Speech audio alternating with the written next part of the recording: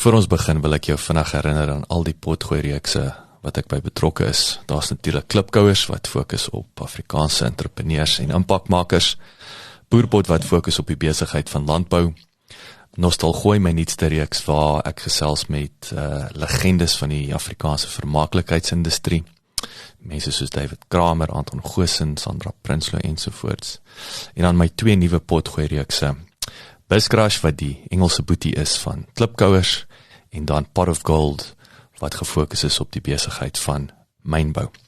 As jy in Pretoria is, kom maak gerus 'n draai hierop by ons plek in die R21 Corporate Park, genaamd Bouma at 21, waar ons 'n café het, ons het coworking space, ons hierdie raadsaal uit en my atelier is hier. So, as jy is, kom drink gerus 'n koffie en kom sê hallo. Nommer 7 Media Produksie.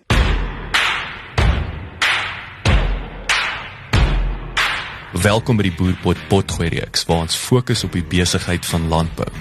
Moenie vergeet om na ons ander potgooi-reeks genaamd Klipkouers te luister, waar ons fokus op Afrikaanse SMEs en hulle suksesverhale reg oor die wêreld. Suid-Afrikaners is die afgelope dekade reeds vertroud met en versot op voetspore. Die reeks van reisdokumentêre programme op SABC2. Dit het Johan Barnard gevestig as 'n huishoudelike naam in menige sitkamers reg oor die land, vanweë die epiese togte wat hy sedert 2000 onderneem het, reg deur Afrika en verder, selfs so ver as Indië, en ek weet ook Rusland is in die pipeline. Johan sien homself primêr as 'n TV-programvervaardiger en joernalis, wat daarvan hou om stories te vertel. Sy wederervaring het egter ook die entrepreneur in hom aangewakker, en dit het aanleiding gegee tot die Voetspore leefstylwinkel en 4x4 moniteringssentrum in Pretoria. Dis een van my lekkerste en fascinerendste gesprekke in 'n lang ruk. Lekker leer en lekker luister. Hoor jy, maar dis 'n voorreg om jou in die atelier te hê en baie dankie vir jou tyd. Ek weet jy's 'n besige man. Vertel ons 'n bietjie meer van jouself. Ek sal graag jou storie nog voor jy met TV betrokke geraak het, radio, obviously daar's 'n sterk, ek sê Afrikaanse media komponent daar gewees, maar waar het jy groot geword? Wat is daai pad wat jy gestap het tot hier waar jy nou natuurlik met die super suksesvolle voetspore deur mekaar is al die jare? Ja, nee, dankie Jacques. Ek is in Natal groot geword. Shock, of wat destyds was nog die Banana Boys gewees. Maar dit was julle B-liga. Ja, absoluut, ja, maar dan moes nou dan in die Currie-beker kom speel. Maar ja, Tom Bedford was my hero gewees toe ek op skool was, in rugby, en Barry Richards was my cricket. Barry Richards baie sien speel op Kingsmead in Durban. Ek weet, Clover het hom geborg, en loop daar rond met sulke, die mannetjies wat Romeis verkoop, staan Rands for Richards. Jy weet, hy het R2 gekry vir 'n loopie wat hy op Kingsmead aangeteken het, en R1 vir 'n wegloopie. En dis, hy was een van die eerste professionele cricketspelers gewees en geld uitgemaak. Maar ek dink aan slaan hy 100-tal en kry R200. Yes. Jy weet, verstommend gewees. Maar ja, so ek het in Natal groot geword in laerskool Zululand, Nongoma. Ngoma is 'n dorp in Zululand, wat so wat 300 km noord van Durban is en word omring deur die Ngoma woud. Vanweë die feit dat die woud in die uithoeke van Natal geleë is dit nog grootliks ongeryp en word dit bestempel as 'n sprokieswoud, oortrek met orgidee, varings en met mos bedek.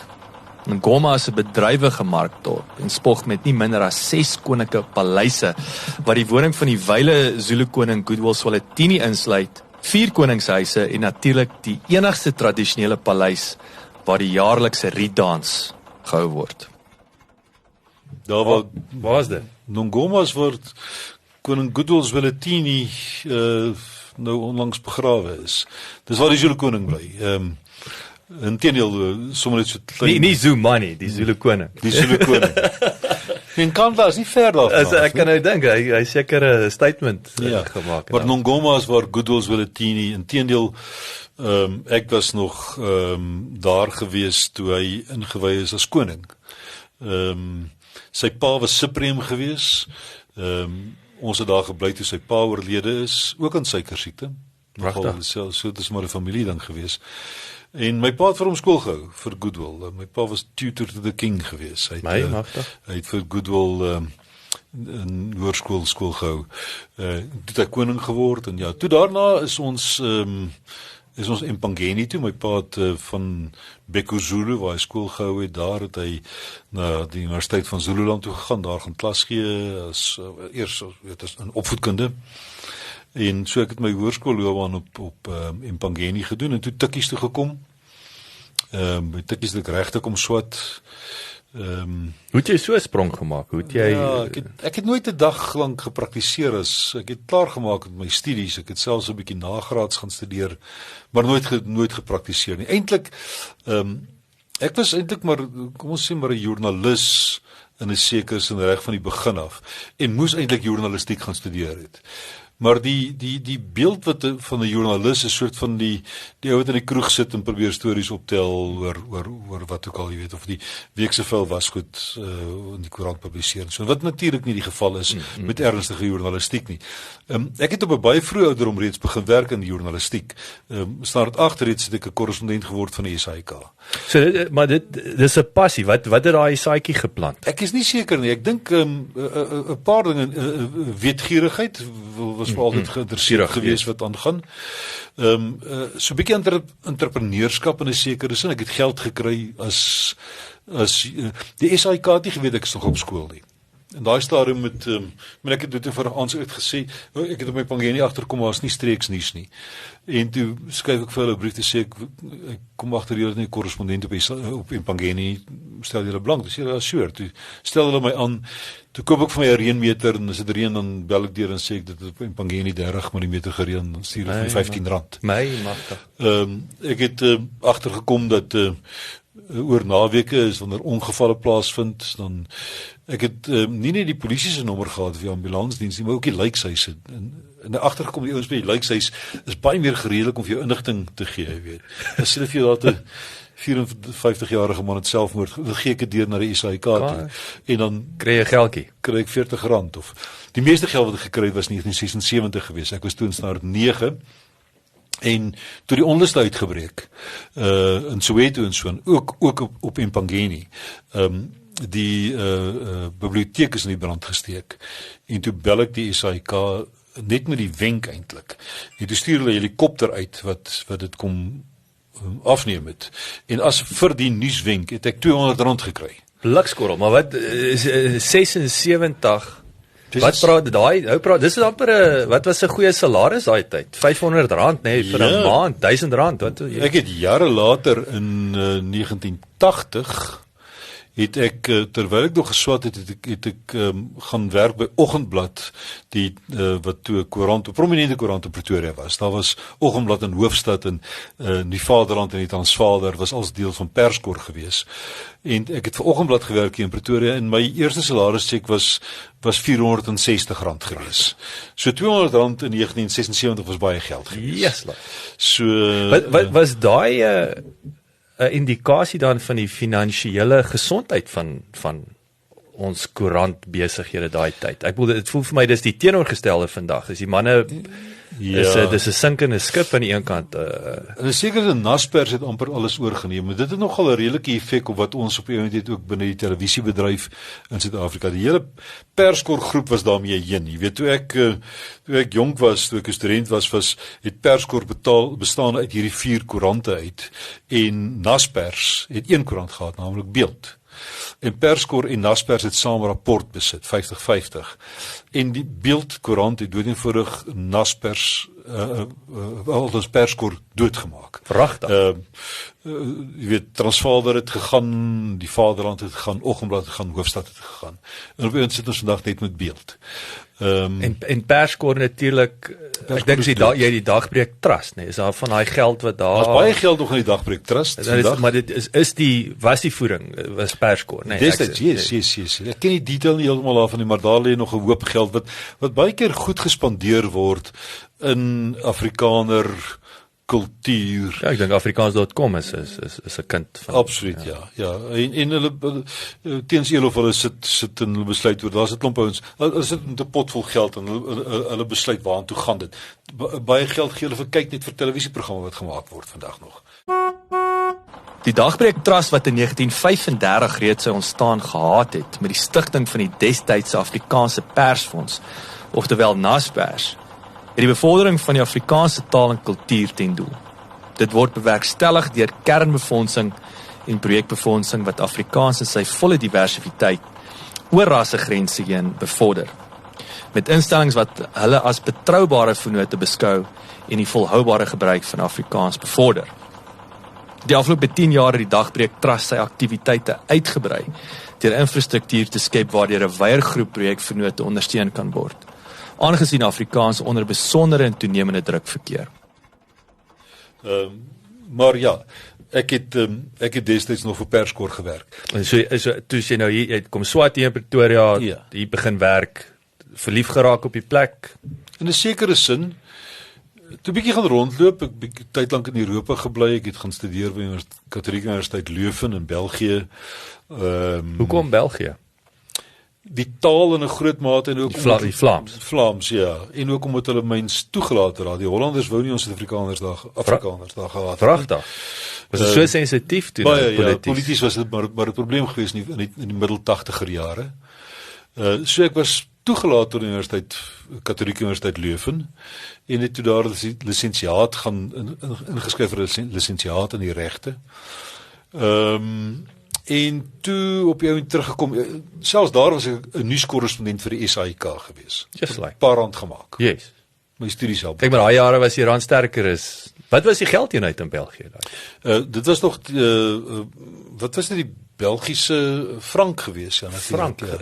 Ja, die Belgiese frank het nog, Nederland was krone gewees, jy het die Franse frank en so aan. So ek het goeie geld gemaak, goeie geld.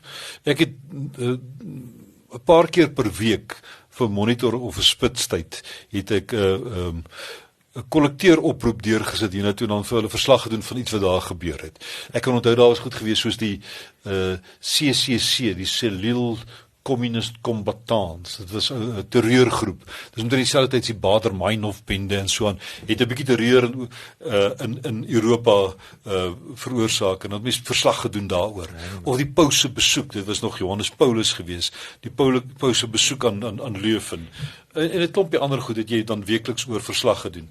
En dan die SAIK jou betaal. En toe teruggekom hiernatoe. Hoe lang was jy daar, Johan? Ek is ek dink 18 maande gewees. Okay. Jy nog steeds 'n voorliefde vir die Belge? Of is dit is een of is 50-50. Een kant of jy wil nooit weer terug gaan nie of. Nee, graag. Ja, nee, ek het België is 'n wonderlike land om te bly. En dis nou 'n katholieke land waar jy het Vlaams gepraat wat eintlik maar in klas was gegee in ABN, algemeen beskaafd Nederlands. En Vlaams is maar net die uitspraakdialek wat anders is as Nederlands. Maar hy is tog nader aan Afrikaans ook, nee, dis net so lekker te verstaan. Dit makliker om te verstaan. Nie die taalkonstruksie is dieselfde as Nederlands. Maar weens die Franse invloed op die Belge en die Franse invloed op Afrikaans, verstaan ons dit makliker. Om jou 'n voorbeeld te gee, die woord twee, die getal 2 sal ons in Afrikaans as 2 uitspreek. Ek dink 'n Hollander sal sê twee, maar 'n Vlaming sal sê 2. Dood eenvoudig in 'n sekere sin ek dink die Franse invloed wat ons op Afrikaans gehad het ook op jou het gemaak dat dit val vir ons net makliker op die oor. Ja. So dis nie nader aan Afrikaans. Dis oor die Franse, dis die Franse inspiring. Dis ek het dit nooit so aan gedink of besef nie. Uitspraak of dialek, ja. En ek wil die Belge praat, ek is verskriklik lief vir België. Dis hoekom ek nou nuuskierig is en ek bedoel die ouens wat my natuurlik vir my so wonderlik is jou Vlaamse kant is mos nou histories die arm gatte gewees, die Wallone was die ryk mense gewees. Ja, en jy vra jou Posh Belg is nog steeds dink hy's 'n Fransman, maar dis nou waar die nuwe geld, nê, is jou Vlaanderen is waar jou entrepreneurs is. Dis waar vandag is die ryk mense daar is die Vlaminge. Ek het 'n ou gehad ek het 'n woonstel gehuur daar en toe het ek 'n kamer onder verhuur. Gaetan Goromans was sy naam gewees, en hulle het gedink hulle is grand by die huis, dan het hulle Frans gepraat. Dis amper soos die Afrikaner, weet, 80 jaar gelede Engels gepraat het, sy gedink het, hy is nou spoggerig. Yes. Ja, dit het totaal verander. Wallonië, die Frans sprekende gedeelte, wat die ryk gedeelte was, waar die steenkoolmyne en dies meer is, en soort van, is vandag nie die ryk gedeelte van, soos jy absoluut sê, Jacques, die entrepreneurs sit in Vlaanderen. En dan natuurlijk, die ander ding wat jy ook aanleer in België is die wonderlike bier wat hulle maak. Is dit nie? Craft bier, daar is 400 jaar uit. Dat is interessant hoe hulle dit nou, is craft bier. Wat jy kan vergelyk met hulle biere. En hulle friet en mayonaise, hoekom hulle praat van French fries, weet mens nie, dit moet wees Belgium fries, jy weet, of Flemish fries, of so iets, want hulle chips uitgedink, daar is niemand, ek het teruggekom op 'n hele paar kilogram extra, net daar. Die bier en chips, en mayonaise. Chips en mayonaise, dis jy chips eet, ja. So België, 'n jaar en 'n half daarso. Toe kom ek terug, ek het terwyl ek op Tikkies was die begin van studentenradiostasie, Campus Radio. En ek was die tweede hoof gewees van Radio Tuks. My vriend Christoph Heinz het Radio Tuks begin, of eintlik Mattie Kreer het al die ding uitgelê, maar toe in 1981 het Radio Tuks begin, vandag nou Tuks FM. In 82 was ek die tweede hoof van Radio Tuks. En eendag toe die SAIK se direkteur-generaal die Tikkie kampus besoek, die rektor het hom 'n bietjie rondgewys om te sê, maar hier is ook slim mense by Tikkies, moet nie net na Wits of RAI toe gaan in daai stadium as jy iemand wil kry op TV of op radio om kommentaar te lewer nie, kyk bietjie hier. En toe kom hulle ook te sê ons selfs ons eie radiostasie. Hier is ons Radio Tuks, en toe het hulle daar aangekom, en toe ons uitstap te sê, die DG vir my, hoor as jy enige job wil hê, eintlik net om nice te wees. As jy enige job wil hê, bel my, jy weet. En ek sê, dit 'n paar jaar later, toe dink ek natuurlik, ek het ons aanbod gehad. Ja. En toe bel ek so toe, en toe verwys hulle my na die een en die ander, op eindig ek by Johan Pretorius en Christo Kritzinger, en hulle doen met my toets. Ek het geen journalistieke ondervinding, behalwe vir die praktiese ondervinding. Ja, jy het nou Johanne vel gemaak van 'n jong ouderdom. En hulle het my toets skryf en al so, en toe maak hulle vir my 'n aanbod. En dit is nou, as daar ooit 'n graveyard shift was by die SAIK. Jy weet hoe dit lyk, ryk en voel. Toe begin ek werk as 'n nuusskrywer op Goeiemôre Suid-Afrika, van 12 uur die nag af tot 8 uur die oggend. Aanvanklik ek gedog ek gaan dan iets anders iets bietjie beter kyk. Nou nie gedink ek gaan die 8 uur nuus lees nie, maar ek het dan met Maar daai is een van die beste goed wat ooit met my kon gebeur het, want vir die volgende 2-3 jaar is dit wat ek gedoen het. Ek het gaan leer om nuus te skryf, om 'n storie aan mekaar te sit, want elke enkele storie het eintlik soos wat hulle vir jou op skool geleer het en opstel, het 'n begin, 'n middel en 'n einde. En as jy dit nie so hanteer nie, dan sal hy val elke keer. En dit het ek gaan leer in die vroeë oggendure by die Goeiemôre Suid-Afrika nuusspan. En jy kon bekostig het om foute te maak, daar ook die gehoor was nie so groot gewees nie. Daar gaan min klagtes inkom. En stadig maar seker toe my weg daardeur gevind, en by die SAIK begin werk. 4 jaar lank daar gewerk, ja. Sjoe, en so hierdie was nou vroeg 80. Hierdie was gewees tot en met 1986 tot my heel laaste job wat ek by die SAIK gedoen het. Stupid dat ek was. Dus in 1990 toe word Nelson Mandela vrygelaat. In daai stadium maak Jan Skols my 'n aanbod om by hom te kom werk. Hy vra vir my wat my salaris is, en ek sê vir hom, hy sê, okay, sal dit match my goeie maatskappymotor in. Ja. En dis vir my, ek trou toe net, ek en Alma is getroud in middel 1990 althans. En die laaste werk wat ek doen, ek was in 'n helikopter gewees die dag toe Mandela op Soccer City. Hy het net die vorige dag in die Kaap vrygelaat, toe hy opgekom Johannesburg toe hy by Soccer City het hy die mense gaan toespreek. Ek was in 'n helikopter gewees, een van 8 helikopters wat rondom Soccer City so Yes, dis nou eksklusief. Dis my laaste job gewees. En toe gaan werk ek vir Jan Skols en toe gemaak ek ander programmetjies. En skielik is my kollegas wat saam met my gewerk het by die SAIK. Skielik ging een van hulle Moskou toe, die ander een Dis die tipping point, jy het die tipping point gemis. Heeltemal. Yes. Stupid, jy weet. Skielik is hulle die wêreld maak toe oop vir ons. En skielik reis mense soos Nelson Mandela en hy moet vergesel word deur joernaliste, ouens wat die ondervinding het. Terwyl ek sit by Jan Skols en maak Pieter se reekse. Wat op Maar nou, jy het ook nou sê, nou in hindsight sê, nooit spyt nie, maar Nee. jy het nou nie op daai oomblik. op sigself was dit nie sleg geweest nie, maar Ja. maar ja, ek het iets gemis daar. Hoorie maar nou, daai ek wil terugkom. Die SAIK, dit voel vir my daai jare, of kom ek kom terug na Tuks toe, nee. Tuks het toe nou later, ek dink nou juis aan Gareth Cliff, nee. Ek dink aan Rian, wat's Rian? Jy het 'n paar heavyweights wat hulle tande geslyp het in Tuks. So Tuks het obviously later 'n powerhouse geraak, nee, in terme van die talent wat daar deurgekom het. Was dit of die go-to? Ek bedoel, as jy gaan kyk na campus radio stasies daai tyd, wat was die Ons het Die idee agter dit. groot gedraak gesien. Ons het gedink hy kan baie ver gaan. Ons het in daai stadium uitgesaai na die voorportale en eetsale van koshuise. Ons was gat nog nie op die lug gewees as sulks nie. So weer eens ons kon baie geëksperimenteer het. Maar ons het 'n organisasie gestig, ek en 'n klomp ander manne saam van dwars oor die land, 'n campus radiostasie. En ek en twee ouens, Marcus Alson en Helmut Ludwig, het besluit maar kom ons maak 'n paar rand hier uit, want hier's 'n gefokusde gehoor. En ons het 'n maatskappy gestig wat sou advertensies plaas op campus radiostasie. En ons het een aand, ek dink ons moet belangrik mos, jy moet 'n naam hê vir 'n maatskappy. Jy kan sommer net 'n maatskappy, jy moet 'n besonderse naam hê. En ek dink dit was waarskynlik te veel bier of te veel rooiwyn of te veel een of ander iets. Toe ons uiteindelik op die naam kom, wat ons sê toe maar ons moet hierdie ouens in 'n posisie plaas, adverteerders, wat hulle nie daaruit kan uitkom nie. Hulle moet by ons adverteer teen sy einde hierdie. En ons sê maar daar's 'n frase wat dit beskryf. En in ons waarskynlik dronkenskap dog toe, maar die frase is catch 39. In plaas van catch 22. You know, sê wat we must put them in a catch 39 position. Toe registreer ons die maatskappy Catch 39. En een van die ouens se pa, Marcus het net later aangegaan uit die rooftop markets begin en hy het baie suksesvol gewees daarmee. Maar toe het ons 'n maatskappy begin. Ons het al gedink hoe lyk ons maatskappy bakkies, weet met die naam op die deur, Catch 39 op die deur geskryf en so aan.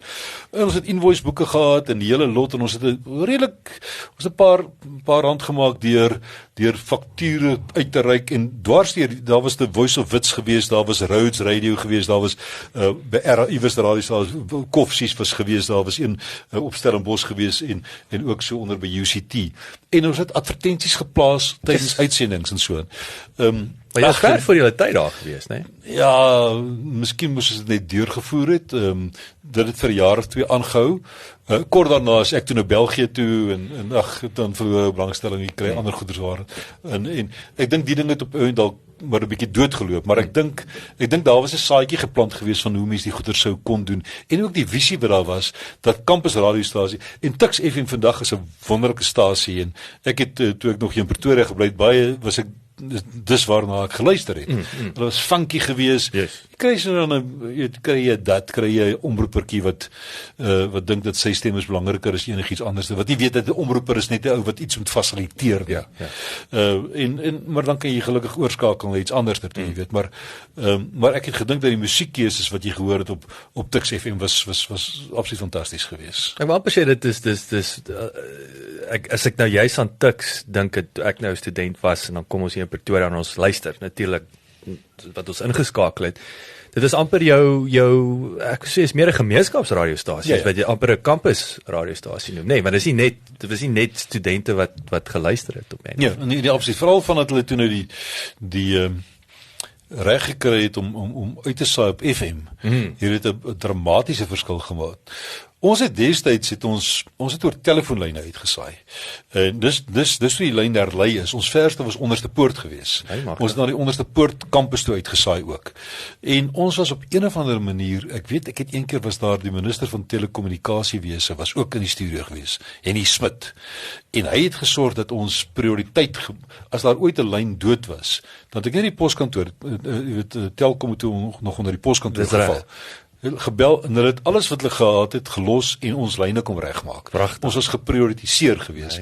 En ook die prioriteit het daartoe gelei dat hulle op die ou end hulle senders kon opsit op die, ek weet nie wat hulle deesdae het, die poskantoortoring, die John Foster toring. Ja. Waar daar Mikkelneek is of so. Dis hy.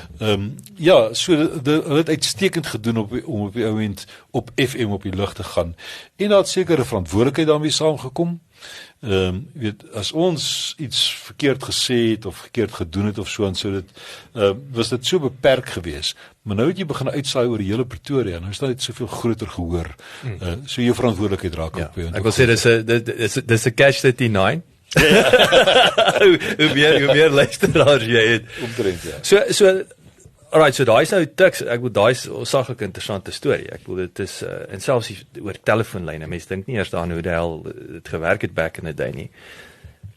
SAIK vroeë 80s, jy weet dit voel vir my dit was hierdie absolute kreatiewe vibe, niks was onmoontlik omgewing. En ek bedoel jy het nog steeds ons legendes in TV. Ek dink nou aan Johan Stemmet wat ek daai tyd, ek dink hy het nog vir my gesê hy en Johan van Rensburg moes die musiek kickstart, wil ek amper sê, die departement daarso by die SAIK, nee. So hoe dit gelyk daai tyd?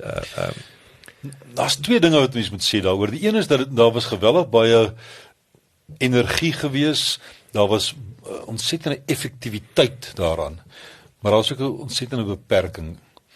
Ek het nou in die nuusafdeling gewerk, en mense soos Johan Pretorius was PW Botha se skoothond. En hoeveel, ek was die dag daar gewees toe Ellen Hendrikse gaan swem het en PW ingebel het en gesê haal dit van die lug af. En dan gebeur het. En dan gebeur het onmiddellik, jy weet. Ek het 'n bekende televisievervaardiger op die oomblik, Wynand Dreyer, Wynand wat megaboere byvoorbeeld maak.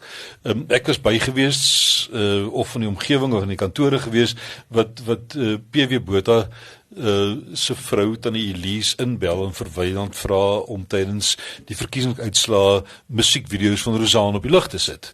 En dan het dit gebeur. Ja. Maar die studios was vol gewees, daar was besonderse kreatiewe werke wat onder sekere klomp mense gebeur het, maar daar was ook 'n klomp mense, ek onthou vir Betsy Grawe wat saam met gewerk, sy is later Amerika toe, wat hierdie probleem, sy het my die eerste keer Boer en Beton gewys, wat die musiekvideo van Koos Kombuis, mense wat so begin voel het, wat ook daar gewerk het, wat uit die aard van die saak is, mense wat in radio en in televisie werk, is kreatiewe mense, en baie kreatiewe mense is klein bietjie meer liberaal, so, daar was hierdie waghond gewees, van sekere klomp mense, wat gesorg het, dat ons nie, ek wou een keer het ek 'n reeks gemaak vir Goeiemôre Suid-Afrika oor die stand van opvoeding in Suid-Afrika en ek wou onder andere Another Brick in the Wall en ek was 100% verbied gewees om dit te gebruik het. Pink Floyd se Another Brick in the Wall, daai musiek was net eenvoudig. Jy het na die diskoteek toe gegaan en dan was daar, dis verstommend geweest dat jy plate gehad het waarvan sekere snitte daar's op die plaat omslag is daar geskryf dat dit is gesensor, maar dan om te sorg dat iemand in die midnight shift dit nie dalk nog steeds uitsaai nie, is daar fisies met 'n naald daardie snit gekrap. My jammer. Dat jy kan hom nie speel nie. Dit is nou voor serie tyd. Ja. Die langspeelplaat of so is daar uitgekrap dat jy nie met hom so daar was hierdie, ek weet nie of dit die Broederbond of wie dit was, wat gevoel het, hulle moes hierdie beheer uitoefen oor hierdie, en soos jy vind dwars deur die wêreld, die ouens vir die uitsaaistasie beheer, voel hulle beheer eintlik die land en die siege van die mense en alles daarmee saam. Nie alles was sleg geweest nie, daar was baie kreatiewe dinge wat wel gebeur het daar. Dis hartseer om vandag in die SAIK, en ek kom nog steeds baie daar, om daar in te stap en sien hoe verlate die gange is. Jy stap na die kantien toe en daar gaan Destyds toe ek daar was die kantine verskillike gewilde plek waar ons gaan sit het, gaan eet en gaan koffie drink het en dinge gedebatteer het en vandag is daar niks. Dis jou koeler wil ek aan, jou waterkoeler 100% gewees. Die studios wat daar was, jy weet, weens oneffektiewe bestuur oor die jare het ouens buite toe gegaan en op ander plekke dinge gaan. Ek was nou vroeër hierdie week was ek 'n gas op Espresso gewees, wat die oggendontbytprogram wat uit Kaapstad uit aangebied word in 'n kantoorblok uit. Nou, dit moes ons eintlik binne die SAIK gewees het. Maar innoverende mense soos Patience Stevens te gaan en dit is wel moontlik vandag om uit 'n kantoorblok uit 'n breakfast show te hardloop 5-6 dae van die week, baie effektief, baie professioneel. Ons het destyds Goeiemôre Suid-Afrika uit die nuusateljee uit gehardloop. Ons nie, ek was met 'n klein wielietjie in daai groot radkas wat daar was. Maar dan was daar die groot studios gewees by die SAIK self waar daar musiekkonserte waar noot vir noot opgeneem en vanaf uitgesaai is, waar daar drama's opgeneem is en dis meer. Nou daai goed is net, as jy gekyk het, as jy om net deur die SAIK se wardrobe departemente gestap het, was net 'n verstommende plek. Vandag, jammer om te sê, maar daar's nie veel oor nie. 'n Plek waar ek ontsettend baie tyd gespandeer het, veral in die maak van dokumentêre programme en dis meer 'n soort van die SAIK se argiewe. Wat is die stand van sake daar? Ek weet hulle het in 'n stadium die hele argief verkoop aan Kyknet of aan Mnet. Maar ek sê dankie tog, dat ten minste ek is nie seker hoe dit gegaan het. Ek dink Claudio Motsoeneng het dit aan Mnet verkoop vir 12 miljoen en vir homself 2 of 3 gegee as 'n kommissie of so iets. Ek hoop dit is nog aan orde. Want daar is ek het 'n keer 'n program gemaak, 'n dokumentêre program oor die ontwikkeling van televisie in Suid-Afrika, hoe dit gebeur het. Hoe Heinrich Marnertz en Dorian Berry eers daar gesit het en gesê het, "Hello, welcome," jy weet, goeienaand, welkom by die SAIK. Die mense soos Betty Kempach en dis meer en soort van wat aanvanklik daar begin werk het. So daar's 'n ontsettende ryk argief wat daar gelê het. Later van jare het ek 'n televisiereeks gemaak oor die ontwikkeling van Afrikaanse musiek. Eintlik vanaf die luisterliedjie en verder, maar jy moes bietjie dieper teruggedelf het van groep 2 en voor groep 2, wie was daar toe, selfs tot by Chris Blighnout se tyd. Nou, dit het daar gelê in die argiewe. Nou, as dit nie, argief is net so goed soos wat hy gekategoriseer is. Ja. Katalogus moet daar wees. Anders weet jy kan nie sommer net na 'n tape gaan kyk en sien wat daar op is. Ja. Daar moet beskryf wees wat daar op is. As dit nie daar is nie, dan gaan dit tot niet. Ek hoop maar vandag is daar nog iemand wat daarna kyk. Sure. Ek dink nou, jy weet, toe ons nou al die jare in Engeland was, nou wat interessant was, wat ek nogal snaaks vind aan die een kant, Showmax. So in Engeland, met Showmax, is toegang op daai stadium gehad tot al jou ou klassieke, El Debo en Frederik Burgers flieks. Nou stel ek my kinders bloot daaraan, die swart en wit, en al wat hulle op daai stadium, my laaitie, hoe oud was hy was 8 jaar oud, dogtertjie 6 jaar oud, hulle wil die oom met die groot oë sien, en dit was, so ek sê selfs daai moderne Afrikaner kinders het aanklank gevind, dit was vir hulle snaaks, soos vir hulle oulik, swart en wit, het gee ook 'n bietjie insaag hoe dit gelyk het in daai tye, hoe dinge, so daai is vir my vreemd, dat in die buiteland is dit baie aktief, en hier in Suid-Afrika kry jy nie, daar's niks op Showmax wat, inteendeel is vir my, ek het dit afgesit na 2 jaar, ek kry nie waar nie, ek sukkel met die download, ek soek El Debo en Frederik Burgers movies meer as iets anders amper, weet. Ek dink tog dat, jy weet, ek is krities oor Naspers Media 24 wat amper 'n monopolie het oor 'n klomp goeders. En dit is baie sterk tot nadeel van Suid-Afrikaanse programvervaardigers gewees oor die jare. Maar daar is tog iets wat Karen Meyering hulle doen wat goed is ten einde dit te probeer bewaar. En jy weet die wonderlike reeks wat Leon van Nierop aangebied het wat gemaak is daardoor in die fliek. Waar ons kyk na hierdie ou materiaal en dit weer terugbring. Johan later gaan en sy vrou Christa die ding aan mekaar gesit. Uitstekend om dit te kan doen. Die nadeel wat daar is, aan 'n netwerk 24 monopolie is dat, en dit het gebeur ook in 2000 toe kyk net begin het, is dat die voorwaardes waaronder ons kontrakte gaan teken het, ons as vervaardigers, veral ons as blanke, middeljarige Afrikaans sprekende mans, was ten gunste van die uitsaaier. Daar is 'n blanko check ingevul. Daar is vir jou gesê, jy kan die reeks ons maak vir R1 miljoen, dis ons sinne nou. My eerste 4 voetspore reekse word besit deur kyk net. As hulle hom heruitsaai, dan kry ek nie 'n sent nie. As hulle 'n DVD verkoop daarvan, kry ek nie 'n sent nie. As hulle hom internasionaal gaan verkoop, kry ek nie 'n sent nie, want hulle het hom 100% besit. Aan die einde van die 90er jare, begin van die 2000s, het wit Afrikaans sprekende blanke mans nie werk gehad nie binne die televisiebedryf.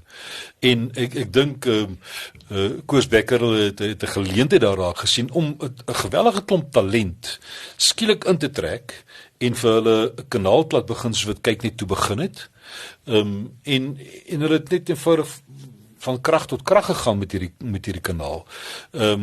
So dis 'n geleentheid wat hulle gesien het. Ek dink 'n partykeer tot nadeel. Weet as ek the beggars can't be choosers, nee. So hulle het uit en uit dit gemelk. As ek vandag 'n program sou maak van National Geographic of Discovery of vir Travel Channel of enige internasionale instansie, dan word daar 'n tydperk aangekoppel waar tydens as hulle hom weer gaan uitsaai of in 'n ander streek gaan uitsaai, dan word ek weer betaal. En dit gaan oor jou intellectual property, jou immateriële goederereg. Jou skepingsreg, dit wat jy geskep het, kan jy eintlik nie permanent van afstand doen nie. Of dis eintlik, ek wil amper sê, dis krimineel om dit 100% by iemand te vat. Jy kan die reg kry om dit te gaan uitsaai, maar daardie persoon moet nog steeds baat vind daaruit met herhaling van uitsendings of verkoop daarvan aan iemand anderste en dis meer. Die situasie is tans 'n bietjie anders daar. Ek dink daar word al van hierdie regte word al gedeel met ander mense. Sou jy 'n kontrak aangaan met 'n kyk net of een van die kanale met Via of alles wat binne die Media 24 stal val en soos van, maar nog steeds die beginsel is verkeerd. As jy van die begin af 100% daar is 'n reg te koop. Jy weet dieselfde gebeur in die musiekbedryf partykeer. As iemand half desperaat is, Gian Groene destyds met 'n liedjie 4 seisoene kind wat 'n fantastiese liedjie is, het hy aan 'n ou verkoop 100% die regte, toe kry hy die geld. Maar nou gaan daardie persoon, die publisher en woeker met Gian se talente sonder dat hy verder vergoed word. Ek dink dit al bietjie aangepas en so aan oor die laaste tyd, maar dit waar ons in die jaar 2000, 2001, 2003, 4, 5 blootgestel was, dink ek was nie reg gewees nie. Ek dink dat dit wat geskep word, enigiets soos 'n program wat geskep word, soos musiek wat geskep word, 'n drama wat geskryf word, 'n draaiboek en dis meer, moet die skepper daarvan nog steeds 'n sekere mate daarvan besit behou. Jy kan nie 100% dit afteken nie. En ek dink dit is hoekom dinge verander het. Ek dink nie daai maatskappye het voorsien wat kom met wat ons vandag die YouTubes van die wêreld waar jy het hom nie nodig nie, of Spotify, jy het nie die publisher nodig nie, jy het nie die vervaardiger nodig nie, jy kan dit self gaan doen en jy moet net weet om dit daar buite te kry. Ek dink ons lewe in 'n baie interessante tyd en ek sou graag oor 10 jaar van nou weer wil terugkyk om te sien waartoe gaan dinge nou. Die hele video on demand ding, hoe alles net besig is om te verander, hoe mense hulle DStv afskakel en of na Netflix toe gaan, of na Apple TV toe gaan, of na Amazon. Ek dink oor 10 jaar van nou gaan die wêreld 'n bietjie reggeskit wees. Op die oomblik elke tweede ou probeer maar op sy eie ding doen en een ding hardloop in 'n rigting en hardloop weer in 'n ander rigting. Men almal vandag gebruik WhatsApp en dan skielik kom jy sê nee, maar jy moet nou Telegraph en so en dan jare terug was daar ander goeders gewees met my kinders ek kan nie eens meer onthou wat dit was nie, maar nie meer SMS nie, maar daarna is daar daar's een Ja, maar ek onthou nog voor dit, my laaste jaar op universiteit hier in die 90's het ons pagers. As jy nou baie smart was, jy 'n pagertjie gekry wat jy 'n boodskapie, iemand kon dit inbel. Ja. Dan's daar 'n ou wat en dan tik hy dit op en dan stuur hy vir jou. Dit was 'n moderne weergawe van 'n SMS. Die goede hardloop 'n klein bietjie weg vir mens weens die omvang van inligting wat na jou kant toe gegooi word. En dit is baie moeilik om te identifiseer wat gaan nou eintlik vir jou werk en wat nie. Ek weet soos ons is juist besig om dit ernstig te oorweeg. Wat doen ek met die voetspore reekse wat nie meer op DVD beskikbaar is nie, maar ek wil nog graag Ja, wat musika wat nou toegemaak het. Nou jy het 'n baie interessante storie daar vertel. Mens dink nie daaraan dat dit was jou laaste geleentheid om in te stap in musika is toe. Die hele verspreiding van DVD's, ek was omtrent 'n jaar gelede in kennis gestel dat die vervaardiging van DVD's word stopgesit. So dit wat op die rak was is toe nou verkoop en nou is dit verby. Nou is dit klaar. Nou moet ek ook daarin by sê, ek het nou so amper 5 jaar gelede het ek Kaap toe getrek en ek het nou nog nie my DVD-speler opgekoppel nie. Daar's nie. Ek dink ek het eenou want hy speel ons ou trou video. Ek weet dis amper jy weet dis al funksie wat hy het, jy weet. Andersins kyk jy gereeld daarna nog. Speel jy agteruit toe. Nee, dit is beslis so. My trou video is nog op 8 mm geskiet. So dis dit is so dat dinge verander en ons moet tred hou en ons moet dit ek dink die kern van dit is dat ons moet dit so eenvoudig as moontlik probeer hou. Mens kan verval in 'n verskeidenheid van goed en hier is party mense wat baie slim is. Ek is verseker nie een van hulle nie. En ek probeer eintlik as die ding nie vir my sin maak nie, weet ek gaan dit nie vir my ma sin maak nie. Of vir baie mense wat na my reekse wil kyk. So ons moet en ek hoop ons sal binnekort op so 'n vlak kom dat ons dit vir mense kan beskikbaar stel op 'n baie eenvoudige manier. Sien, die kragtige ding en dis interessant weer met hierdie digitale kanale. Jy weet, ek sien eergister, wanneer was dit Dinsdag, ry ek Vrystaat toe. En nou het ek OFM, geniet dit om 'n OFM aan te sit, ek oor die Vaalrivier en nou vertel hulle hoe jou HBO kanaal in Amerika wat natuurlik ek dink hulle onlangste groot sukses was mos Game of Thrones en dan hulle nou ek het nie eers besef ek het al vergeet van die films wat hulle oor die jare gemaak het soos Titanic weet hulle is full on Hollywood filmreeks. Hulle het nou hierdie klassieke films het hulle die voorprent gaan oorskiet in 'n moderne soos asof hulle hom nou gaan loods. Nou so met ander woorde, nou kan jy, ek weet dink wat was die een wat ek nou gesien het, was nou soos Terminator of Titanic. Maar die punt is hulle skiet hom nie asof hier kom hy nou. Jy weet hy gaan volgende week, maar die rede hoekom hulle dit doen is duidelik. Hulle gaan kyk wat die mense, dis 'n meetbare hulpbron om te sê maar luister, 3/4 van die mense sê hulle kyk die Titanic voorprent. Ek dink is tyd vir 'n nuwe Titanic movie. Is nou 'n simpel voorbeeld, maar as jy gaan kyk selfs na Netflix. Netflix is 'n big data company. Ek glo wat vir my ongelooflik is van Netflix se besigheidsmodel is hoe hulle kan sien as jy hierdie direkteur vat en jy kombineer hom met daai akteur en jy kombineer hom met hierdie genre, het jy 'n wenresep. En dis hoekom hulle al hoe meer hulle eie, dit is ek wil sê 'n consumer-led decision-making proses. Ek wil dit is van selfsprekend, maar ek dink selfs met voetspore waar jy op 'n punt gaan kom waar jy behalwe dat jy kan herverpak en ouens toegang maklike koste-effektiewe toegang gee tot jy weet al hierdie seisoene wat sit 15-14 jaar is dat jy gaan begin agterkom maar luister ouens het van hierdie trip die meeste gehou van 10 jaar terug. Kom ons doen daai trip weer oor. Ons gee hom 'n vars of trek hom 'n nuwe baadjie aan. So dis vir my verskriklik opwindend hoe meetbaar hierdie ding is en gaan word en hoe belangrik gaan word ten einde die kyker en die verbruiker te bevoordeel. Ja, daar's min niets onder die son. Ons het byvoorbeeld nou onlangs toe ons nadat ek 10 reekse gemaak het van voetspore. Toe sê ons, kom ons kyk al die spannetjie het nie baie verander oor die jare nie, maar ek vat toe al die hier en daar het 'n ou weggeval, hier en daar is 'n ou oorlede. Maar van die manne wat nog beskikbaar was en ons gaan ry ons oorspronklike roete weer. Twee dinge was verstommend, hoe baie dit verander het en hoe min dit verander het. Baie plekke waar jy kom lyk vandag nog net dieselfde. En dan is daar plekke wat natuurlik anderste is. Ja, dis altyd goed om dinge te gaan herbesoek, weer terug te gaan na waar jy was.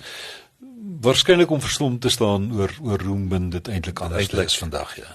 Maar jy het interessant, en ek wil nou nie, ons gaan nou 'n bietjie gesels oor voetspore, weet ek wil 'n bietjie meer die besigheidsmodel uit mekaar uittrek, maar jy het 'n interessante ding gesê, eerste keer wat ons hier gesels het in ons raadsaal, was dat, of vertel net vir die luisteraars, hoeveel ure het julle aanvanklik geskiet? Nou ja. Op film, en hoeveel ure skiet julle nou met digitaal, en natuurlik daai, ek onthou jy gesê, jy het net 'n bakkie gehad vir die toeriste.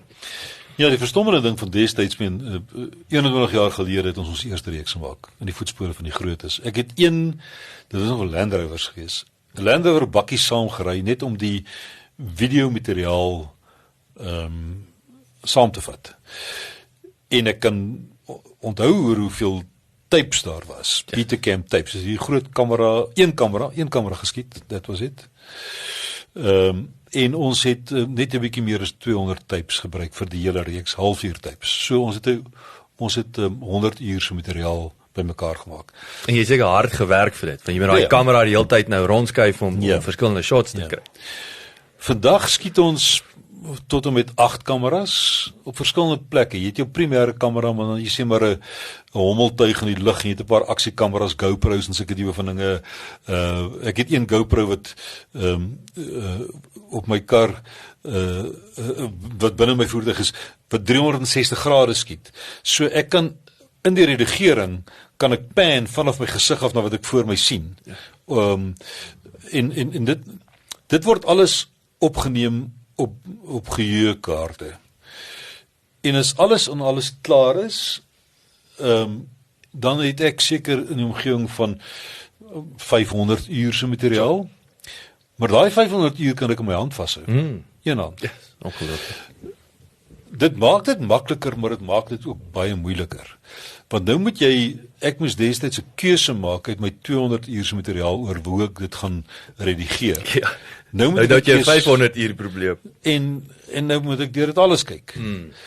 Ons laat makliker die kameras net rol en dan hoop ons iets gebeur langs die pad. En partykeer kry jy baie mooi toevallige goeders ook langs die pad. Maar ek sê deesdae moet ons die kameramanne minder betaal en die redigeerders meer. Want die redigeringsproses, destyds het altyd die grapie gemaak van fix it and post. Dit is al ooit op fix it and post. Vandag is werklik waar wat gebeur. Jy sit stabiliseerders aan. As die kameraman as die skoot 'n bietjie gebewe het, dan sit jy, dis al klaar in die kamera gestabiliseer, maar nou kan jy dit nog in naproduksie nog verder stabiliseer. Ek het nooit destyds, het 'n kameraman, eerste ding wat hy doen is, hy het die kamera op 'n tripod gesit, hy het hom gebabbel, hy het gesorg dat hy horisontaal is, so dat as hy pan van links na reg, dat dit nie so boog loop nie, dat hy reguit loop. Verder het hy gesorg dat sy witbalans reg is, so dit wit is. Kyk, 'n kamera is 'n digitale ding. Jy moet vir hom sê wat wit is. En afhangende van wat die kleur van die lig is dit 'n geel lig of 'n blou lig of wat ook al is, 'n neonlig en 'n gewone gloeilamp gee vir jou verskillende kleurlig. So nou moet jy vir hom onder daardie lig sê wat is wit. Wat sien hy? So jy doen 'n witbalans. Yes. En daarvolgens dan pas hy al sy ander kleure aan. Deesdae doen geen kameraman dit meer nie. Hy word sommer in naproduksie word hy gegrade, soos hulle so sê, om dan die kleure aan te pas. Die effek daarvan is dat jou naproduksie vat baie, baie langer. So ek sê ons moet die helfte van die kameraman se geld wegvat en dit vir die redigeerder gee, want dit is in die naproduksie waar hierdie goeders nou reggestel word. Jy het wel baie meer materiaal waarmee jy kan werk. Ervare mense doen goed daarmee, onervare mense maak die kyker mal, omdat hulle met allerlei redigeerfoefies en dies meer doodeenvoudig jou oë begin seermaak. Jy kan nie 'n dokumentêre program redigeer asof dit 'n musiekvideo is nie. En dit verloor mense partykeer 'n bietjie uit die sig uit. So alhoewel ons baie meer toegang het tot baie meer materiaal, jy kan selfs met jou iPhone kan jy 'n vollengte rolprent gaan skiet vandag. Dis moontlik. maar jy moet nog steeds weet wat jy doen. Jy moet nog steeds die kuns van storie vertel, moet jy steeds verstaan. En as jy dit nie verstaan nie, dan gaan jou program nie suksesvol wees nie. Maar ja, dit gaan baie makliker, is baie goedkoper vandag. 'n Betacam kamera het 20 jaar gelede seker 150.000 rand gekos. Dis in vandag se terme is dit seker R1 miljoen. Ons kan 'n kamera koop vandag vir R30.000 wat baie beter is as die Betacam kamera van destyds. Redigeer, ek kan op my laptop kan ek 'n rolprent of 'n program nou redigeer. Destyds het jy redigeer suites en goed gekoop wat jou duisende rande gekos het. So dit het baie beter geword, maar ook baie meer toeganklik sodat elke tweede ou kan deesdae kom movies maak, jy weet. Dis nou weer en ek dink dis wat die slim foon het almal fotograwe gemaak, en filmmakers. Ja. So kom ons ek het nou gespring, so ek wil vinnig terugkom na so Jan Skols, dis waar jou tande toe nou begin slyp vir die TV ding. Is dit waar so kom spring daar weg en vat ons sommer in. Ja. Waar daai eerste voetspore hoe hy gebeur het. Ek het vir Jan gaan werk. Ek het Jan geken my hele lewe lank, want hy was met my niggie getroud gewees. So vandat ek gebore was, het ek vir Jan geken en hy my pa was goeie vriende. So ons het gedurig as ons in Transvaal kom kuier het ons by Jan hulle aangegaan. Toe het ek nou later, selfs as student het ek baie by Jan uitgekom. Elke keer as hy 'n fliek geskiet het en op die Tikkie kampus kom werk het, dan het ek die extras gereël. En selfs hier en daar die fliek 'n bietjie gespeel en 'n klein rolletjie gehad of so. Het ek meer interessantheid as enigiets anderster. Maar toe in 1990 het Jan sy filmmaatskappy het begin uitbrei na iets wat ook video ingesluit het. Hulle het nog alles op 16 mm film geskiet. En ek het gedink dat ons Jan het my stadium iemand gesoek wat sy hele video afdeling kon hanteer het. Ek het die ondervinding by die SAIK gehad, ek het video geken, geweet hoe redigeer mense op video. En hy vra toe vir my om daai been by sy maatskappy te kom oorneem. En het toe 'n hele klompie reekse begin maak vir hom, onder andere die reekse met Pieter Pieterse. Pieter was werklik waar in 'n groot mate miskien dalk die saadjie wat geplant was om later dan nou met voetspore te kon begin. En ek weet die reeks wat ons met hom gemaak het van die Kaap tot die Koneni was amper die eerste voetspore trippie gewees. Pieter het dit gedoen.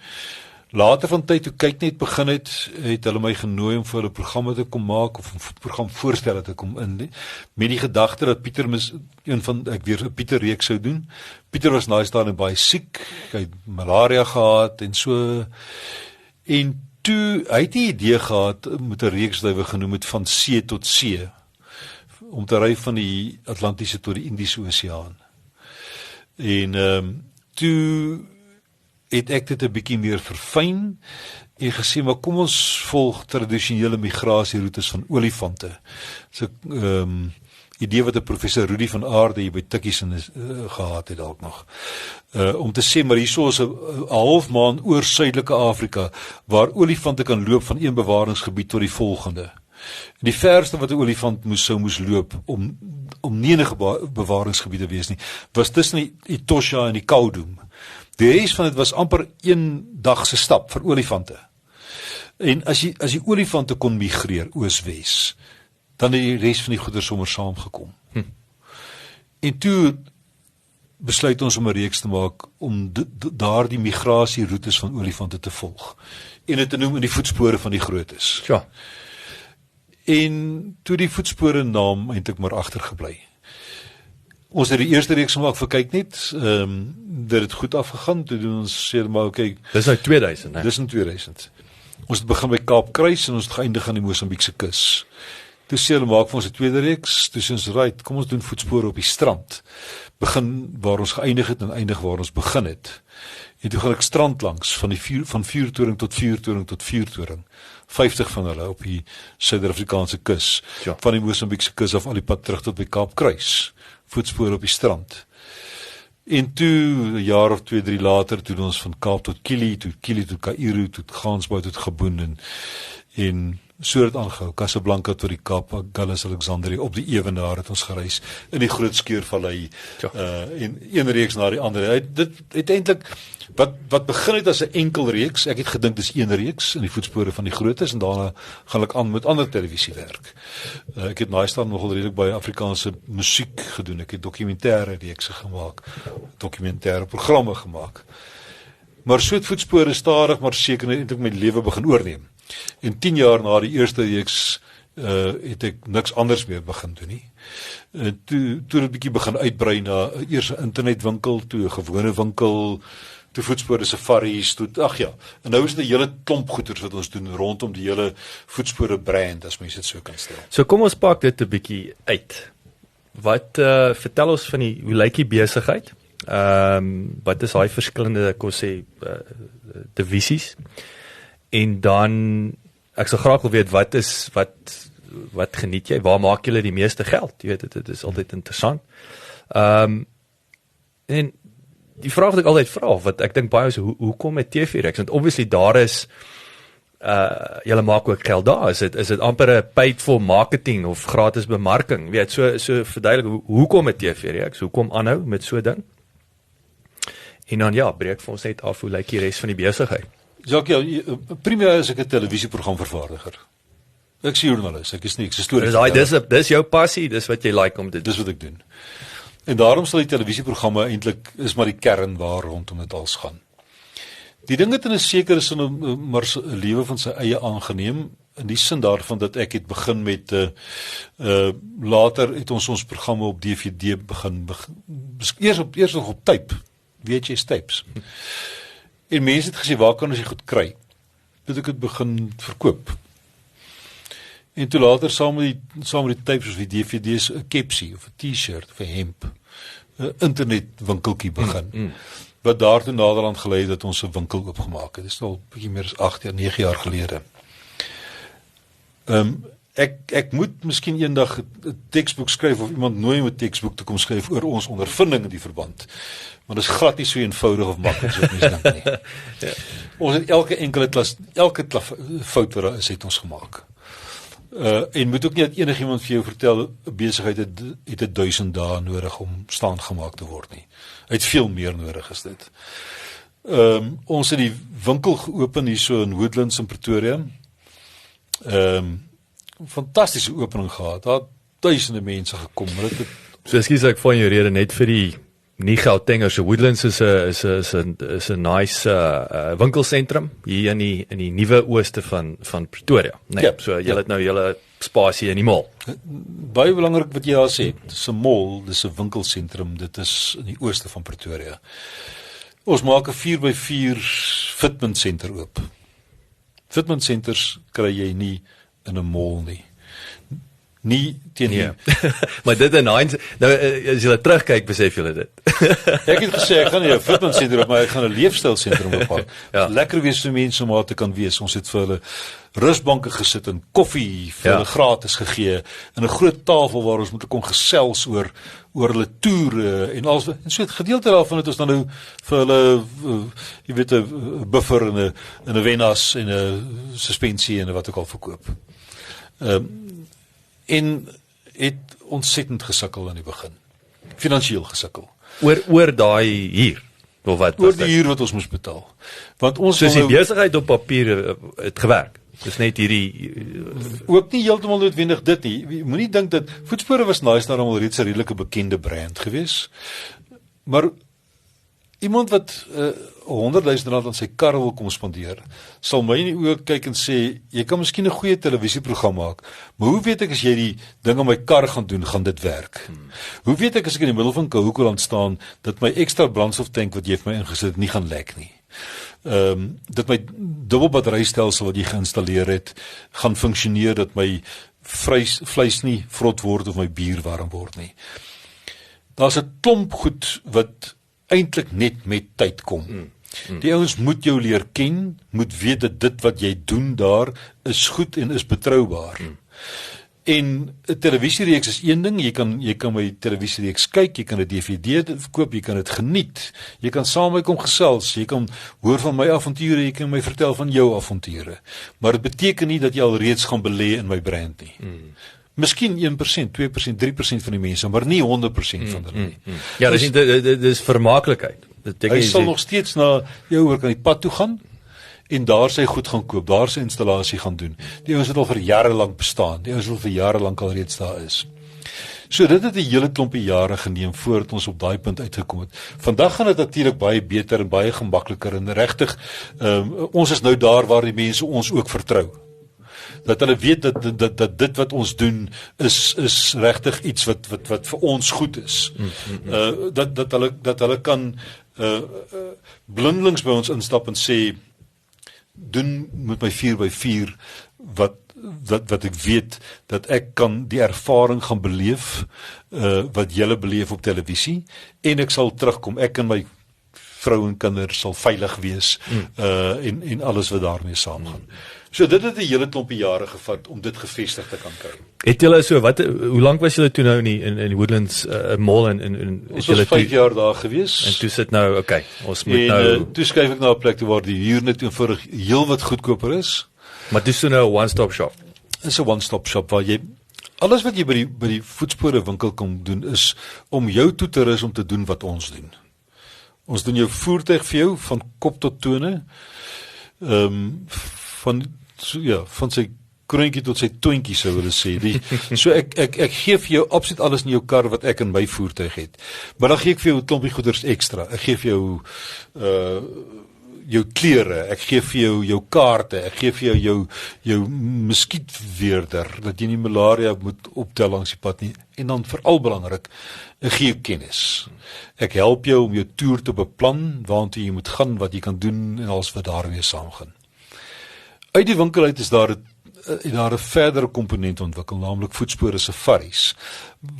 Die vraag wat ons die heel meeste kry omtrent is, kan ek saamgaan? Dit lyk lekker, ons sal aan 'n kampvuur drink 'n rooi wyntjie, braai 'n choppie iewers in die middel van Afrika, kyk na die ondergaande son, dis net lekker. So kan ek saamgaan. Nee, jy kan nie saamgaan met die televisiereeks nie. Ons is 6 ouens in ons werk. Dis ons prioriteit. Ons het een baas. Sy naam is die kamera. En as die kamera moet rol, dan moet hy rol. En dan help dit veel of jy in daai stadium moeg of siek of gatvol of wat ook al is. Die kamera, so ons werk. Toe skep ons die ding van jy kan saamgaan. Voetspore safaris. Ons reise is 3 maande op 'n slag. Skielik kom ons agter my, kan nie 3 maande saams gaan nie. Maar nou sê ek, kom ek vat jou vir 10 dae lank Kahukuland toe. Of vir 6 dae lank teen die Weskus, of vir 18 dae Angola toe. En so aan en so voorts. My dogter Nina bestuur hierdie besigheid. Sy sorg dat jy elke dag iets behoorliks het om te eet en teenoor iets baie lekker. Ons het in voetspore gloons daar en dat 'n mens kan net wel lekker eet. Jy hoef nie van bully beef en sweet corn uit 'n blikkie te lewe nie. So ons gee vir jou lekker kos, ons vat jou na veilige plekke toe, ons vat jou na interessante plekke toe en so. Al wat jy saambring is jou voertuig en jy gooi jou brandstof in en jy moet jou slaapplek hê. Die res gee ons vir jou. Ons gee vir jou 'n gids, en alles wat daarmee saamgaan.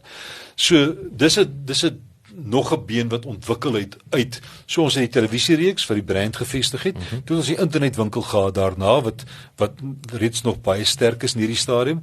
Toe ons die bricks and mortar, die baksteen gebou gaan vestig en dan vandag het ons nou ook dan voetspore safaris wat ook verder daaruit saamgaan.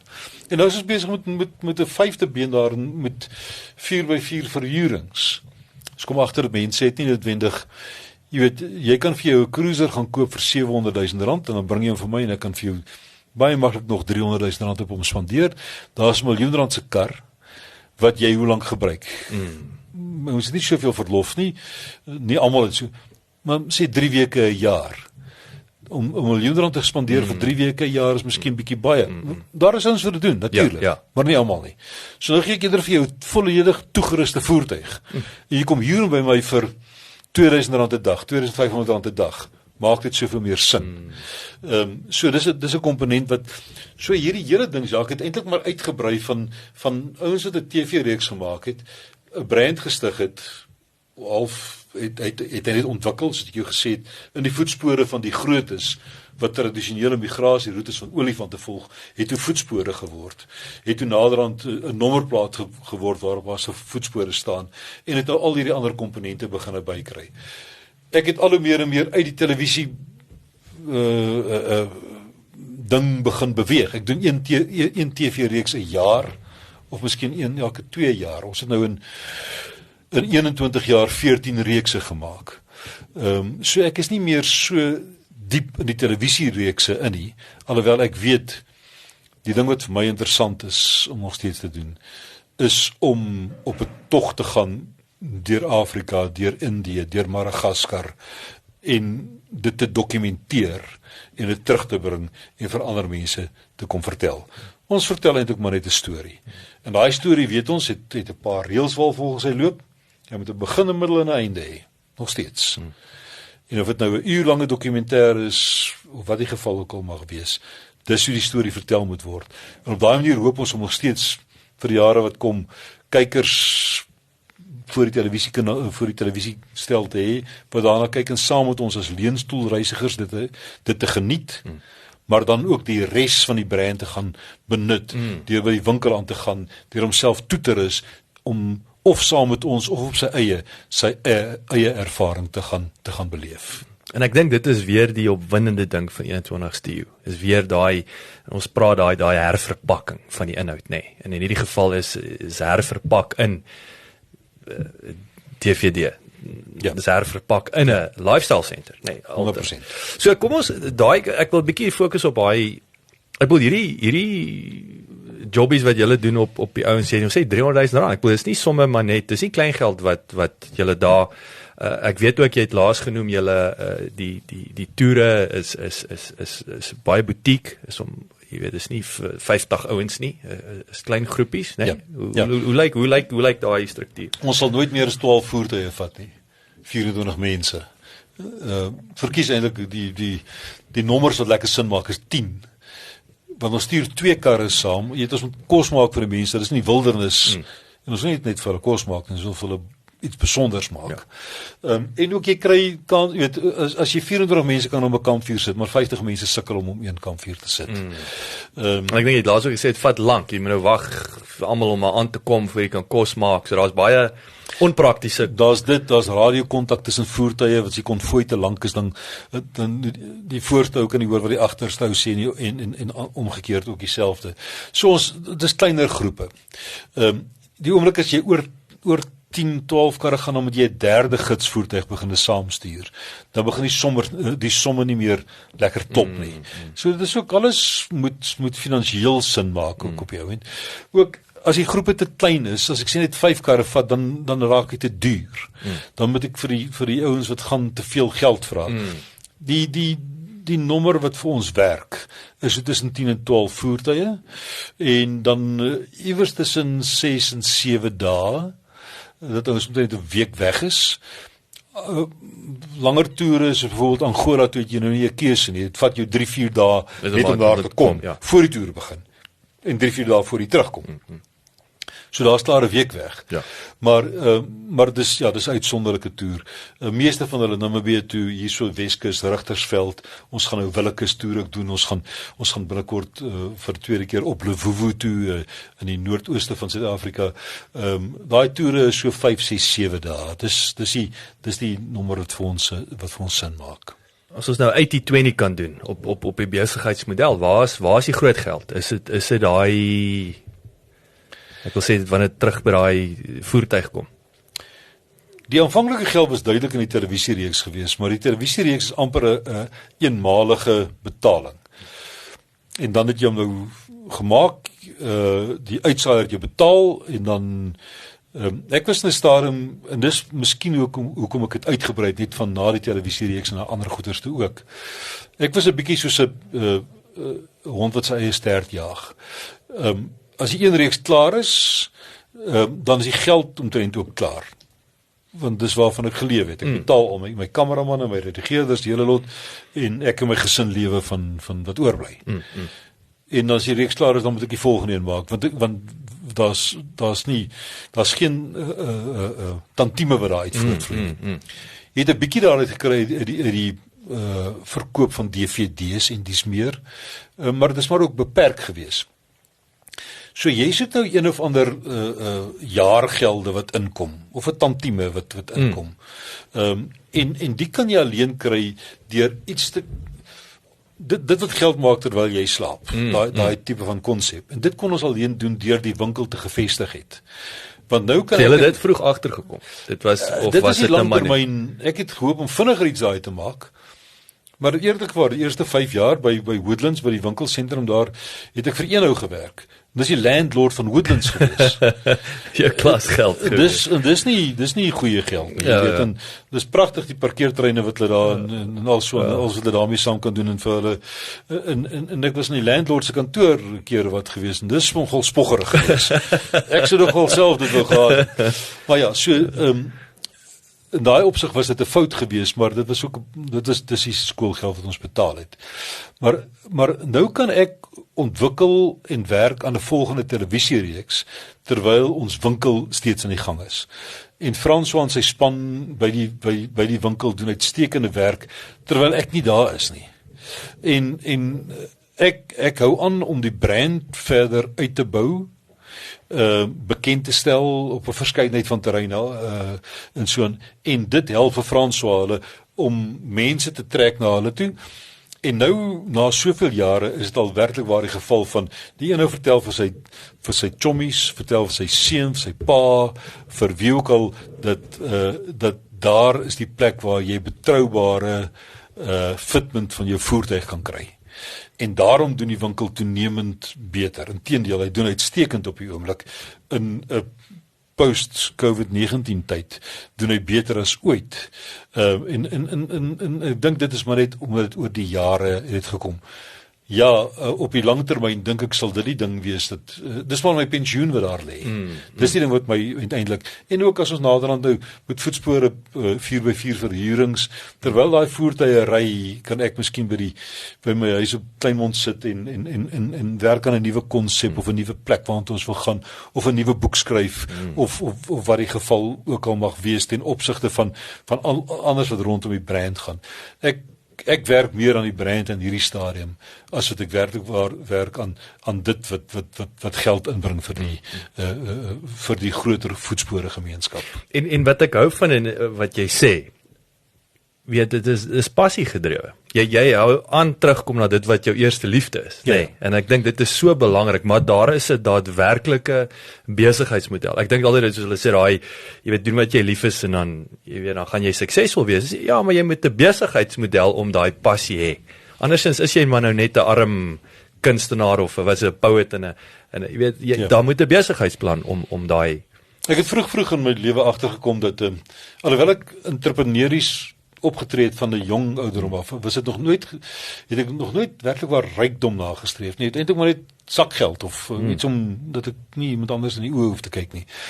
Maar ook, ek het baie beslis geweet dat 'n mens 29 dae van die maand gelukkig moet wees en miskien eendag ongelukkig, as wat jy 29 dae ongelukkig is en eendag gelukkig. Bedoelende daarby, die dag wanneer jy jou salaris kry, moenie die enigste dag wees wanneer jy gelukkig is nie. As jy moet en ek sê dit vir my kinders en my seun is oomblik hy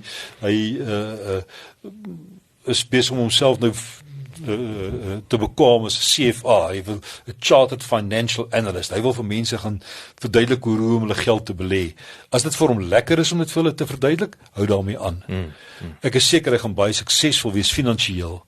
Maar moenie as dit vir hom lekker is dit nie doen nie. Nie nou my dogter wat in voetspore safaris is, sy kan nie elke enkele oomblik van die dag is vir haar lekker om te werk. Want sy's van nature is sy 'n bietjie van 'n pleaser, dis haar persoonlikheid. Waar beter kan jy 'n pleaser in diens stel as iemand wat mense vat op na 'n wonderlike bestemming, jy gee vir hulle lekker kos, jy vertel vir hulle van mooi stories en alles wat daarmee saam, hulle kom terug en hulle is net gelukkig. So dis wat 'n mens moet doen in jou lewe. Ek weet ook dat dit wat ek gekies het op die ouend in die televisie tipe van programme wat ek maak, is ons nie regtig kontroversieel nie. Daar's so nou en dan wat iemand wat ons sal kritiseer oor hoe ons 4x4 herwinningstegnieke of ons het sê ag julle eet te veel en julle wys te min dit of so. Daar kan die tipe van dinge kan wees. Daar's altyd 'n poepel, is Johan. Daar sal wees. Nou, maar eintlik is dit wat ons doen is nie kontroversieel van aard nie. So daar's nie ouens wat ons haat nie. Dat ons, jy weet, wat jy sal spoeg as ek by hom verbystap op straat nie. Hy sal meer eintlik deel wil wees daarvan. Miskien hier en daar 'n bietjie anders te doen, maar ek kry nie eintlik jy's mense wat wat ons doen kritiseer nie. So ek is baie tevrede in dit wat ek doen en dis waarmee ek wil aanhou.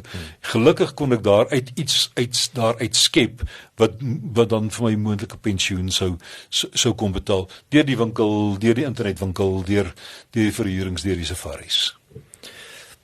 Ek vir jou nog 3 vrae. Ek gesels verskriklik lekker met jou en ek weet jy's 'n besige man, so ek gaan nie langer hou nie. Vertel ons 'n bietjie die Toyota storie. Toyota het begin bekommerd raak oor die, maar nou wil ek saam met die Toyota vraag, wat daai was vir my baie interessant gewees hier daar gesê het, is hoeveel borge kry mens? Ja.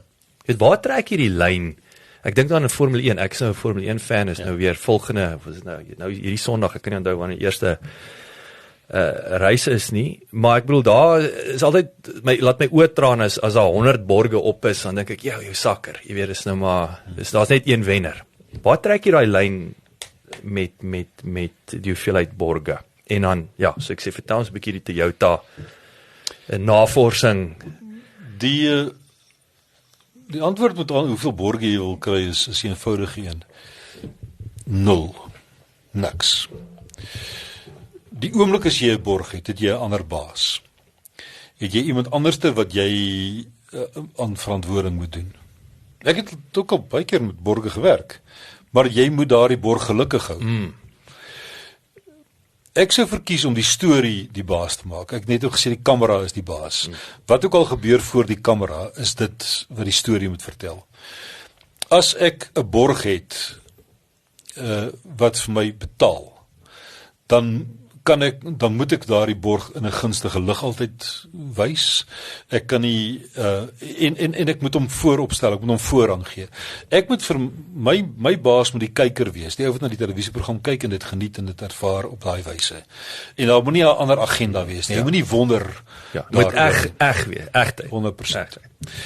En ek het oor die jare ek het verwys nooit na borge nie, maar ek het wel 'n klompie vennote. Mense wat saam met my die pad stap, mense wat my van hulle toerusting gee, partykeer om te toets, baie keer van die toerusting wat ek 'n trade agreement wil ek sê, weet jy, ruilhandel. Baie van hulle moet ek koop, wat ook okay is, baie van hulle kry ek miskien teen kosprys. So ek wil in geen stadium voorgee dat ek vir daardie Toyota voertuig volledig toegerus, die een waarmee ek ry, R1 miljoen betaal het nie.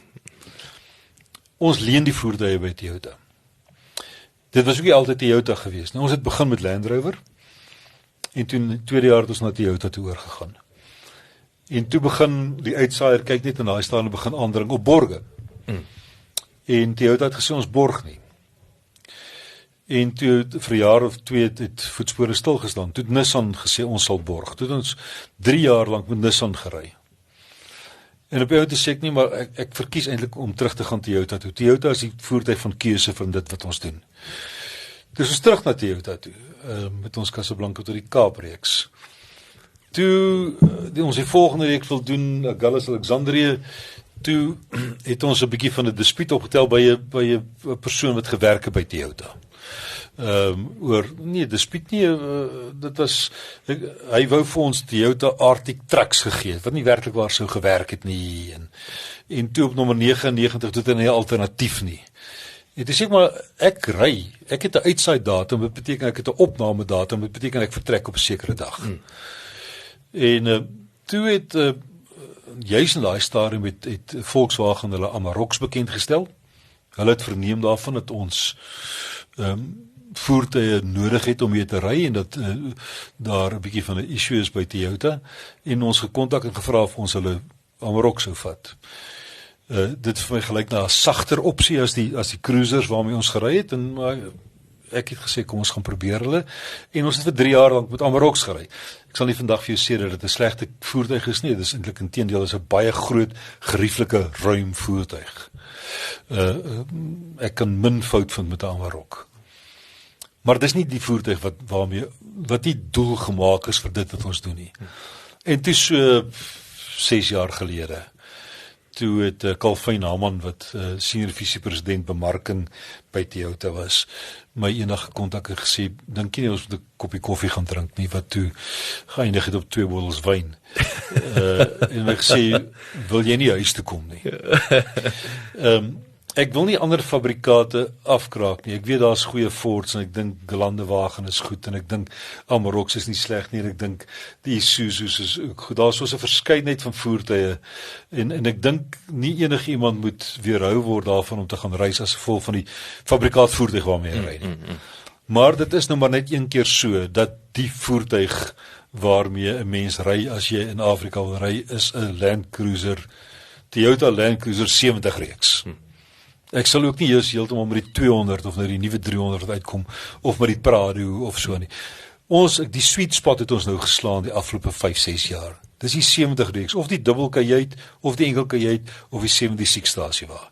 En dis die voertuig wat vir ons, dis nie die gerieflikste voertuig nie. Dis nie die mees ekonomiese voertuig nie. Maar dis die voertuig wat hou en dis die voertuig wat ons bring waar ons wil wees en belangriker wat ons weer terugbring ook. Daar's die grappies teenoor opsigte van Land Rover en al so bestaan al die jare nog steeds. Dis al vir my hoor, né? Dis te verstaan hoe hoekom. Ja, ek dink hierdie nuwe Defender is 'n pragtige voertuig, maar dis nie die kar waarmee ons wil ry nie. Ek sou dink die ou Defender, toe hy nog betroubaar was, sou die enigste voertuig wees wat miskien sou kon kompeteer met dit waarmee ons tans ry. En daarom het ek 'n baie gelukkige verhouding met Toyota Land Cruisers. Baie spesifiek dit. Hulle betaal my nie om hulle voertuie te ry nie, dis die voertuig van keuse wat ek wil hê. Hulle leen vir my hulle voertuie vir die tydperk en hulle kry in ruil vir die blootstelling wat hulle kry, is die risiko wat hulle loop oor daardie tydperk wanneer ek die voertuig het. Maar geld om my sak kry ek nie van hulle nie. En as ons klaar is, dan koop ons die voertuig by hulle en verkoop dit en so gaan ons aan. Dis die storie. En hy kom weer en is fantasties weer as ek dink aan daai uitvieringsbesigheid van julle, nee. Nou vat jy sommer daai selfe lot en dit word jy gaan hierom uit. So dit is 'n gunsteling reeks. Wat oor al hierdie jare, wat spring uit? En natuurlik die eerste een, geen twyfel dat die eerste een sal sentiment. Ja. En ook die wyse waarop ons dit destyds gedoen het, was net soveel anders te gewees as dit wat ons vandag te doen. Ons het so half naïef omtrent in dinge ingegaan. Maar dit was regtig uitstekend gewees. Maar daarna 'n klompie reekse het nog steeds uitgeslaan. Ek dink amper die moeilikste ene en juist daarom die beste ene was waarskynlik die Ewenaar gewees. Baie die onbekende ingegaan. En baie gewonder oor wat lê om die draai. En op die ouend vasgevang gesit vir 3 weke lank op Kisangani wat ons nie daar kon wegkom nie. En eventueel op 'n barge gesit op 'n boot vir 28 dae op die Kongo rivier. Jy weet en so dit het 'n bietjie met die kop begin smokkel ook. Maar as jy terugkyk vandag daarna, is dit waarskynlik nie. Dis 'n lekker wat jy nooit oor of in hindsight. Nou dis lekker wat jy nooit oor wil hê nie. Ja, so ek dink amper die Ewenaar reeks.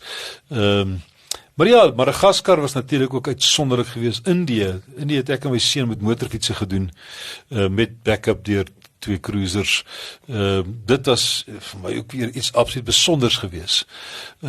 So ek kan nie eintlik sê daar's een reeks wat nie goed was nie. Elkeen van hulle kan ek vir jou 100 hoogtepunte uitsonder.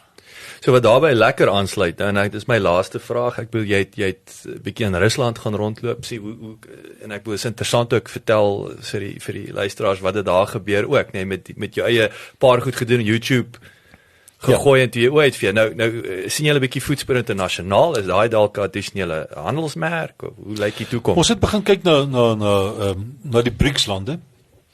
En daarom het ons Indië gedoen 'n klompie jare terug en ek wil nog Brazil ook doen en Rusland en China gaan die moeilikste een wees van die lot want jy kan nie in China self bestuur nie, ja, soos 'n klomp beperkings daarop.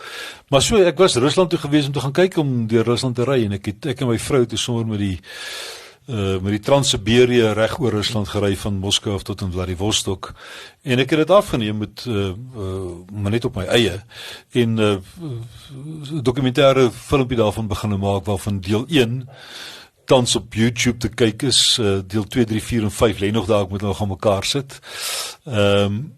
En die idee was om laas jaar oor Rusland te gaan ry. Dit het ongelukkig nie plaasgevind nie as gevolg van COVID-19. Inteendeel, toe ek in Alma geland het op Wartambo 6:00 die aand, toe ons teruggekom het van Rusland af, toe sê die dame vir ons by immigrasie, welkom tuis, ons maak 12:00 vannag toe. Oei. So ons het dit so met 'n paar ure gemaak. Toe gaan dit die Grendeltydperk. Dit was 29 Maart dink ek. Is nou volgende week, né? Ja. Jaar terug. Ja, nou gewees. So Rusland is nog steeds, ek het vandag 'n e-pos gehad van Mikhail Fatiev, 'n manie, Russiese oom wat vir my help in Rusland om die dinge reg te maak. Hy sê, weet wanneer kom julle? Dit sal nie vanjaar gebeur nie. Dis nog te onseker. Maar as ek nou my sin kon kry, dan sal ek volgende jaar in die middel van die jaar Magadan tot by Vladivostok ry met 'n Ural motorfiets. Dis wat ek hoop om te doen in die Russiese somer. Maar dis nog 'n rukkie van nou af. Johan, verskriklik dankie vir jou tyd. Ek kan die hele dag nog met jou gesels. Sterkte vir die res van die jaar.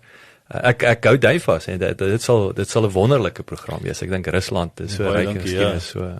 Maar sterkte en ja, ons gesels hopelik gou weer. Ja, baie dankie vir die geleentheid. Ja, thanks.